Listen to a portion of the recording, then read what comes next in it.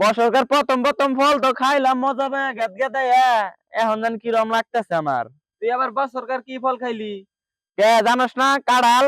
এখন জানি কিরম লাগতেছে, মনে হয় পাগারে নেমে 3-4 ঘন্টা গোসল করালে ভাল লাগতো।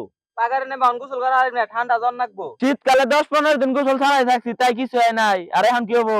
আগের আবহাওয়া আর এখনকার আবহাওয়া এক কি? তুই কথা ঠিকই কইছিলি, কিন্তু গরমে তো আমার প্রেসার হাই হয়ে গেছে গা।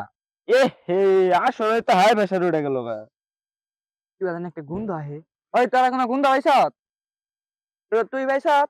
আসলে তোর কি জানি পচা পচা গন্ধ হচ্ছে। আরে কি জানি এটা বসকা বসকা একটা গন্ধ পাইতেছি। বসকা বসকা কস যে গন্ধ, কিন্তু ঠিক আছে হাঁটতাছি না, এর সাথে টয়লেটের গন্ধ ভালো।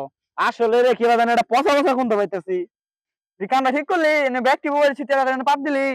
খায় তো কাম নাই আঙ্গ বর্তমান টয়লেট নাই খাই না পাত দিবার দাম আমি খায় তো কাম বেরিয়েছে। আসলে তুই কামটা ঠিক করস নাই। ওই তুই আশাই দিলে পাপ দাস নাই? নাম পাত দে নাই। তুই দাস নাই? নাম দে নাই। তুই আমি কেন নিকে পাত দিবার দাম? খার আমার কাছে একটা হিসাব আছে, আমি হিসাবটা করে নই, তাহলে এই পুরা যাবো কারা বার্তা দিছে। ওই আকা বাকা গাড়ির চাকা লাল লীল গোয়া দিল। আমি কইছিলাম না, ও তুই বাদ দিছে, দেখে বাসা এসে তুই বাদ দিছে। খায় কাম বেরিয়েছে তো আমি পাত দিবার দাম হইনে তোকে জুতা দেবাইরাম একবারে। ভাই তুই মিশা দাস কে ভাই, পাঁচ দামি সাথে হলে ভাই তুই জীবনে জান্নাতে যাবি না। তোকে হিসাব আমি মানি না, তোকে হিসাব উল্টা উল্টা হয়। তোকে হিসাবের বিরুদ্ধে আমি রিভিউ নিলাম। পাগারে নে বাউন গোসল করা আর না ঠান্ডা জ্বর নাকবো। তুই কথা ঠিকই কইছিলি, কিন্তু গরমে তো আমার প্রেসার হাই হয়ে গেছে গা। ঠিকই কইছিলি, কিন্তু গরমে তো আমার প্রেসার হাই হয়ে গেছে।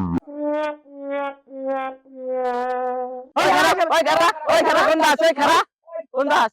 আল্লাহ কার হলকে ওজন করে নাই তাই নে পাপ মারাইল। তোরা খালি আবার হুদাই তুই থাক, আমি তাই গে, তোকে বলে আরাম না।